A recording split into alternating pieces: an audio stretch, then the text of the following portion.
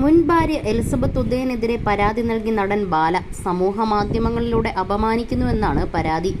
ബാലയുടെ ഭാര്യ കോകിലയും പരാതി നൽകാൻ ഒപ്പമെത്തി. യൂട്യൂബർ അജു അലക്സുമായി ചേർന്നാണ് അപവാദ പ്രചരണങ്ങൾ നടത്തുന്നതെന്നും അജു അലക്സിന് 50 ലക്ഷം രൂപ നൽകണമെന്നാവശ്യപ്പെട്ട് അജ്ഞാത കോൾ തനിക്ക് വന്നിട്ടുണ്ടെന്നും ബാല പറയുന്നുണ്ട്. കഴിഞ്ഞ ദിവസങ്ങളിലായി ബാലയ്ക്കെതിരെ എലിസബത്ത് ഗുരുതര ആരോപണങ്ങൾ ഉന്നയിച്ചിരുന്നു. താൻ ലൈംഗികമായി പലതവണ പീഡിപ്പിക്കപ്പെട്ടെന്നും മുറിയിൽ പൂട്ടിയിട്ടെന്നും പലതവണ മർദ്ദിച്ചെന്നും എലിസബത്ത് ആരോപിച്ചു. പിന്നാലെ ബാലയുടെ വാദങ്ങൾ ഓരോന്നായി ഇല്ലാതാക്കിക്കൊണ്ട് വെളിപ്പെടുത്തലുകളും നടത്തി. ആദ്യ ഭാര്യ അമൃത സുരേഷിനെ ബാല നിരന്തരം ശല്യപ്പെടുത്തിയതിനെക്കുറിച്ചും എലിസബത്ത് സംസാരിച്ചിരുന്നു.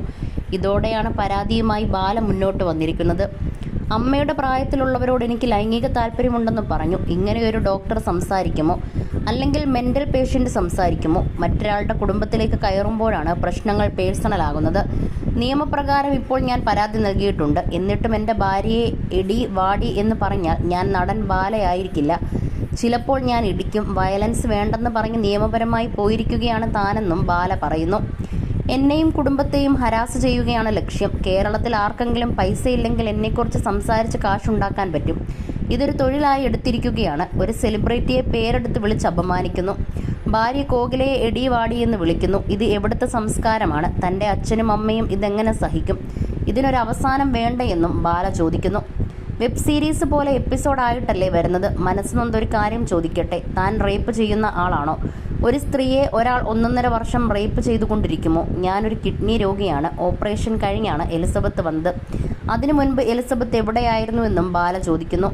എലിസബത്തിന്റെ ആരോപണങ്ങൾക്ക് പിന്നാലെ സോഷ്യൽ മീഡിയയിൽ വലിയ വിമർശനം ബാലയ്ക്ക് നേരെ വന്നിരുന്നു. ഇതിനിടെ കഴിഞ്ഞ ദിവസം എലിസബത്തിനെതിരെ കോകില രംഗത്ത് വന്നിരുന്നു.